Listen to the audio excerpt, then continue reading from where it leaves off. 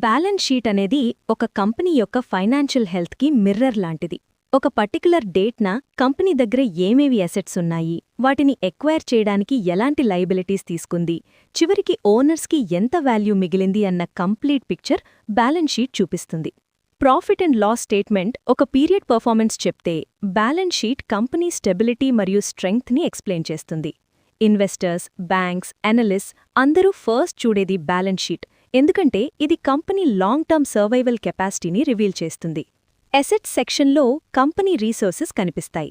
Cash, bank balance, receivables, inventory లాంటి current assets short term లిక్విడిటీని indicate చేస్తాయి. Fixed assets అంటే ల్యాండ్, బిల్డింగ్, మెషినరీ, ప్లాంట్ లాంటివి company production capacity మరియు growth ఫౌండేషన్ని చూపిస్తాయి.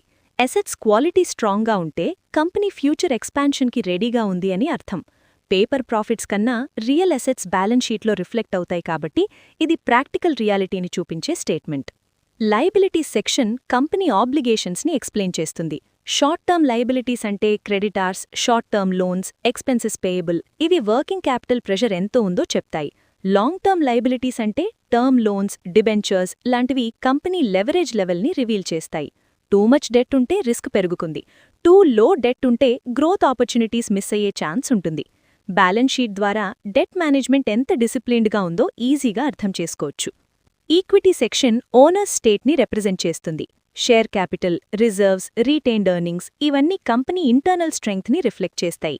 స్ట్రాంగ్ రిజర్వ్స్ అంటే కంపెనీ క్రైసిస్ని ఫేస్ చేసే కెపాసిటీ ఉంది అని సిగ్నల్. రీటైన్డ్ ఎర్నింగ్స్ కన్సిస్టెంట్గా గ్రో అవుతుంటే మేనేజ్మెంట్ లాంగ్ టర్మ్ విజన్ క్లియర్గా ఉందని అర్థం. బ్యాలెన్స్ షీట్ అనాలిసిస్ ద్వారా లిక్విడిటీ, సాల్వెన్సీ, ఎఫిషియన్సీ అన్నీ జడ్జ్ చేయవచ్చు. Current ratio, debt to equity ratio లాంటి రేషియోస్ బ్యాలెన్స్ షీట్ నుంచే డిరైవ్ అవుతాయి. నంబర్స్ మాత్రమే కాదు, ఇయర్ ఆన్ ఇయర్ కంపారిజన్ చేయడం చాలా ఇంపార్టెంట్. అసెట్స్ గ్రోత్ డెట్ కన్నా ఫాస్టర్గా ఉందా, రిజర్వ్స్ ఇంప్రూవ్ అవుతున్నాయా అన్న క్వశ్చన్స్కి ఆన్సర్స్ బ్యాలెన్స్ షీట్లోనే ఉంటాయి. ఫైనల్గా చెప్పాలంటే బ్యాలెన్స్ షీట్ అనేది జస్ట్ అకౌంటింగ్ స్టేట్మెంట్ కాదు, కంపెనీ స్టోరీని నంబర్స్లో చెప్పే పవర్ఫుల్ టూల్.